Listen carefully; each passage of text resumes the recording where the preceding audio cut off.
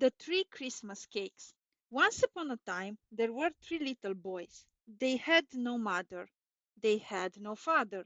They had no grandma. They had no grandpa. They had no home. They had no one who loved them. So they were put in a great big house to live with a lot of other children who had no mothers or fathers. In this big house there was a woman called a matron to look after them, and they had good food to eat, a nice bed to sleep in, and good clothes to wear. But they had nothing of their very own, except one of them who had a spool on a string to play with, and that was all. Now, not very far away, there lived three little girls, and they had everything. They had mothers and fathers, they had lovely homes, and they had lots and lots of things that were their very own to play with. Well, these three little girls went to Sabbath school every Sabbath day, and they had a dear Sabbath school teacher who loved them very much. And one Sabbath their teacher said, "Girls, it will soon be Christmas, and I know three little boys who live in a big house not far away, who have nothing of their own except one of them who has a little spool on a string to play with. They have no mothers, they have no fathers, they have no one who loves them, and maybe they won't get anything for Christmas. But I know three little girls who have everything they could wish for, and I think these three little girls could make something for those three little boys that would make them very, very happy, something for a present, something they could have for their very own." "Oh, yes," said the three little girls all at once. "Oh, yes, oh, yes." "All right," said the teacher. "What would you like to make?" The three little girls thought, and then one of them said, "I know. Let's ask our mothers to help us bake them each a cake." "Oh, yes," said the other little girls. "Oh, yes, oh, yes. Let's bake them each a cake." So away they ran to their mothers, and of course their mothers were glad to help them. How busy the three little girls were, and how happy too! They chopped nuts, they cut up raisins, they cleaned currants, they pounded hard candy, and three such beautiful frosted Christmas cakes you never did see.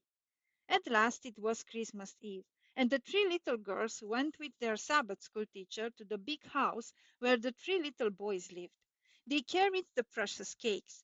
Each cake was in a box wrapped up like a beautiful Christmas present. They knocked on a door, and soon the matron opened it. She was tired and cross because she had so much work to do, but when she saw the three little girls with the three little presents, she smiled. "We have a present for three little boys," said their dear teacher, "the three little boys who have nothing of their own." "Oh, yes," said the matron, "please come in." And she sent for the three little boys. They came slowly into the room. They did not smile. They were afraid. Then the first little girl gave the first little boy the first little cake and said, "This for you, little boy, for your very own. Merry Christmas." Then the second little girl gave the second little boy the second little cake and said, "This is for you, little boy, for your very own. Merry Christmas."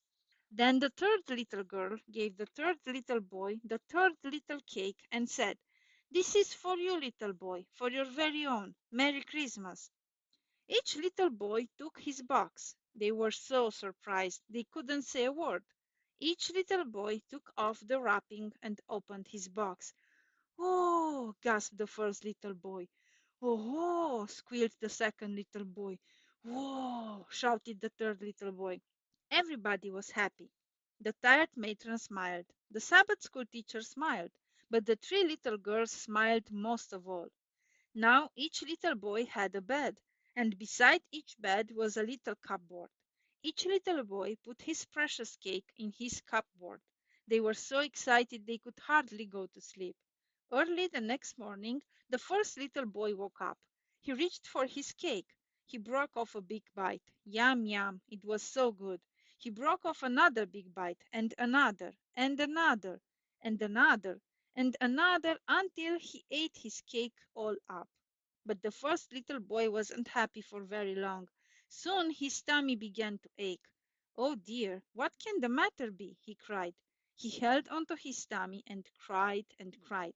The matron came quick. She gave him a dose of castor oil, and he had to stay in bed for several days. Poor little greedy boy. The second little boy woke up early in the morning too. He reached for his cake. He broke off a tiny weeny bite. Then he covered it up quick. It was his own cake. Nobody else should have a speck. Every little while he tiptoed to his cupboard and took a tiny bite. He was going to have it all himself and make it last a long time. A whole week went by, and still there was a big piece left. But one morning he peeped at his cake and it had spoiled. It was moldy and he had to throw it all out. Poor little selfish boy. Now the third little boy, he woke up early too, but he had a bright and loving idea. He began to count the boys in his room. 1, 2, 3, 4, 5, 6, 7, 8, 9, 10, 11, 12, counting him, and 13 with the matron. He even counted the poor tired matron. He got a knife and he got some paper. He cut his precious cake in 13 wobbly pieces. He wrapped them up in 13 wobbly packages. He gave one to each of the boys in his room, and one to the matron, and one to himself. The 11 boys gave a shout. The matron forgot about being tired. How good the cake tasted when all could share in it.